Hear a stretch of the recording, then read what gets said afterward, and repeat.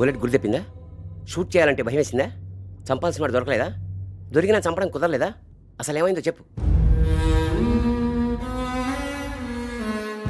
ఎవరి మీదో పగ తీర్చుకోబోతున్నట్టు రాత్రే బయలుదేరావు.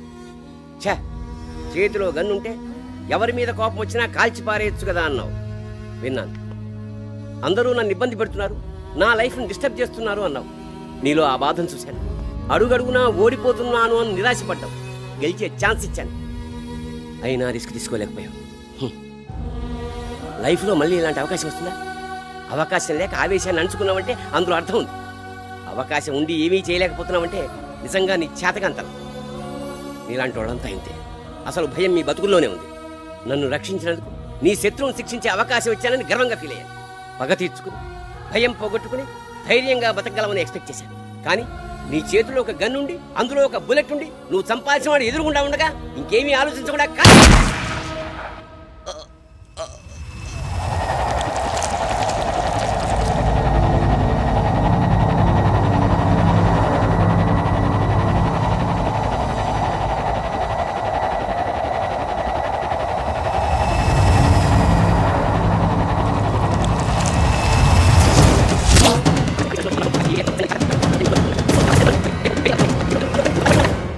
చంపాల్సిన వాడు దొరకలేదా?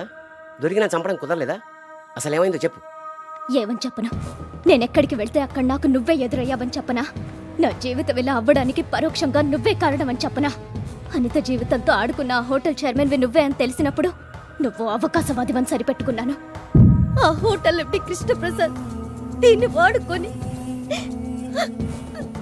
వ్యభిచారిణిగా మార్చేశాడమ్మా. సందీప్ తండ్రివి నువ్వేనని తెలిసినప్పుడు అంత మంచివాడు నీ కొడుకు ఎలా అయ్యాడా అని బాధపడ్డాను. నువ్వొక డబ్బు పిచ్చి పట్టిన మూర్ఖుడివనుకున్నాను. బాబేమయ్యాడో తెలియదమ్మా. గత 3 నెలలుగా ఇంటికి రావడం లేదు.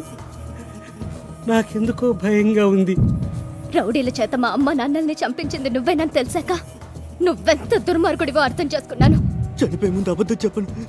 మీ అమ్మ నాన్నని చంపించింది కృష్ణప్రసాద్. నీలాంటి రాక్షసుణ్ణి ఎందుకు కలిసానా అనుకున్నాను.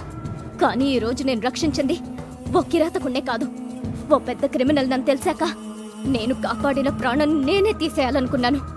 నువ్విచ్చిన గన్తో నిన్నే కాల్చి చంపేయాలనుకున్నాను. ఇది నా వల్ల సాధ్యమేనా? నీ చేతిలో ఒక గన్ ఉండి అందులో ఒక బుల్లెట్ ఉండి నువ్వు చంపాల్సిన వాడు ఎదురుగుండా ఉండగా ఇంకేమీ ఆలోచించకుండా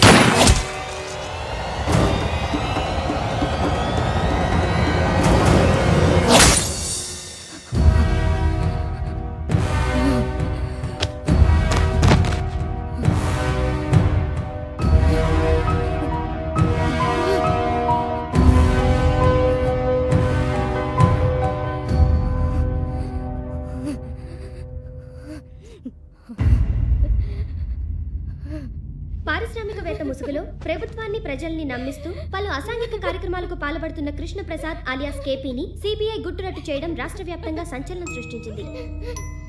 3 నెలల క్రితం సిబిఐకి వచ్చిన ఒక ఫోన్ కాల్ ద్వారా స్టేట్ లో విఐపిగా చలామణి అవుతున్న కృష్ణప్రసాద్ కు సంబంధించిన గ్యాంగ్ మీద సిబిఐ ఆఫీసర్ సందీప్ అటాక్ చేశారు. అక్కడ దొరికిన ముఠా సభ్యుల్ని పోలీసులు ఎంక్వైరీ చేయగా రాష్ట్రంలో ఆయుధాల అక్రమ రవాణాకి పాల్పడుతూ అనేక మాఫియాలకి సహకరిస్తున్న కృష్ణప్రసాద్ గురించి అనేక వివరాలు వెల్లడయ్యాయి. అప్పటి నుంచి పోలీస్ డిపార్ట్మెంట్కి దొరకకుండా తప్పించుకొని తిరుగుతూ ఇతర దేశాల్లో తలదాచుకుంటున్న కృష్ణప్రసాద్ నిన్న రాత్రే పోలీసుల కంటపడ్డాడు. పోలీసుల నుంచి తప్పించుకుంటూ పారిపోయే క్రమంలో కృష్ణప్రసాద్ కార్కి యాక్సిడెంట్ అయింది. మేము సంఘటనా స్థలానికి చేరుకునే లోపే అతన్నెవరో రక్షించి తీసుకెళ్లిపోయారు. రాష్ట్రంలో అసాంఘిక చర్యలకు పాల్పడుతున్న కృష్ణప్రసాద్ ని లైవ్ ఆర్ డెడ్ అప్పగించిన వాళ్ళకి మంచి బహుమానాన్ని కూడా రాష్ట్ర ప్రభుత్వం ప్రకటించింది. కాబట్టి సందర్భంగా మేము ప్రజలందరికీ విజ్ఞప్తి చేస్తున్నాం. నువ్వు చేసిన దాంట్లో తప్పేం లేదు, కరెక్ట్గానే చేసావు. ఇలాంటి వాళ్ళు ప్రాణాలతో ఉంటే దేశాన్ని శ్మశానంగా మార్చేస్తారు. కన్న తండ్రి కాబట్టి చంపలాక అరెస్ట్ చేద్దామని వచ్చాను. నేను చేయాల్సిన పని నువ్వు చేసావు. నువ్వు చేస్తే నేరం, నేను చేస్తే చట్టం.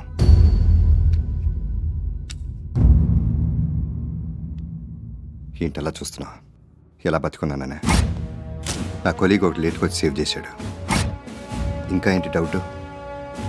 ఈ సందీప్ సిబిఐ ఏంటనే? నాకు ఛాలెంజింగ్ జాబ్ అంటే ఇష్టం, అది ఆయనకి ఇష్టం లేదు.